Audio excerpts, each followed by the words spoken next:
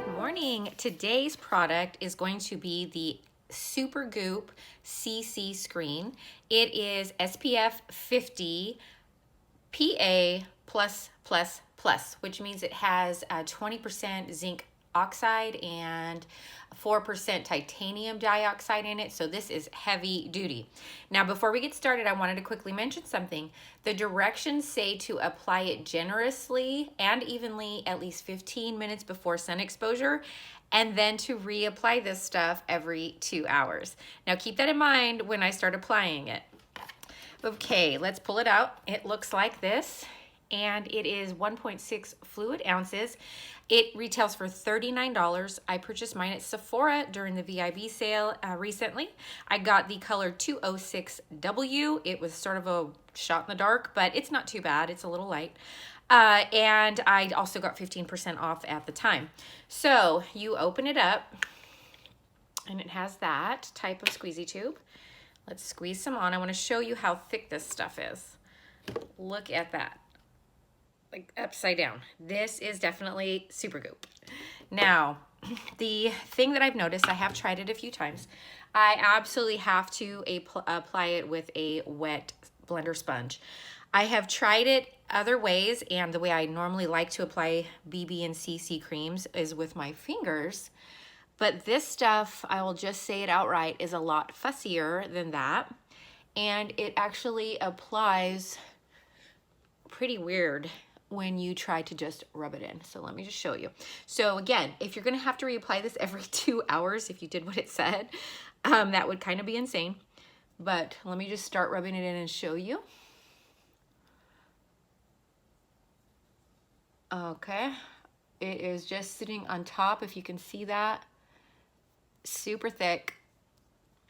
All right, so this is the point that I usually give up, and I just rub it off on my wet blender sponge, get the rest off my hands, and I start doing this. If I look like I'm looking in a weird direction, it's because I have a different mirror that I have to look into to make sure I get this stuff rubbed in and out of my hair. Goodness gracious. So the whole point of this is to let you know that I would say this is the fussiest CC cream I have ever tried. I do like the idea of it. I love the really strong SPF in it, because then I wouldn't have to worry about SPF otherwise. And as far as moisture goes, it is thick enough that I really don't need a moisturizer underneath. I've tried it both ways, with and without moisturizer. FYI, if you're gonna put it around your lips, don't put anything too emollient around on your lips, because it will literally form a barrier, and just a few minutes later you will see like this circle around your lips that does not have this on it anymore. And because it is my main source of SPF, if I'm gonna be wearing something this thick, I do have to put it everywhere, including on my eyes. But as you can see, I am several minutes into this and I'm still working it in. That is a problem for me. I have a couple of different foundations that if I'm really looking for this type of trouble to go through, I'd rather just put the foundation on. And if I'm gonna do this every 2 hours, if I was using it as just my sunscreen, this is just a little bit too much. I don't have time to stop and keep doing this. Now, if you can see, my face is extremely glowy at this point, but you see that? That is a blemish that I have, and so it didn't cover that up. It did not cover up the redness on it, and it did definitely, there's so much shine going on already, and you can see texture. Let me get a little closer. You can see all of its beauty here.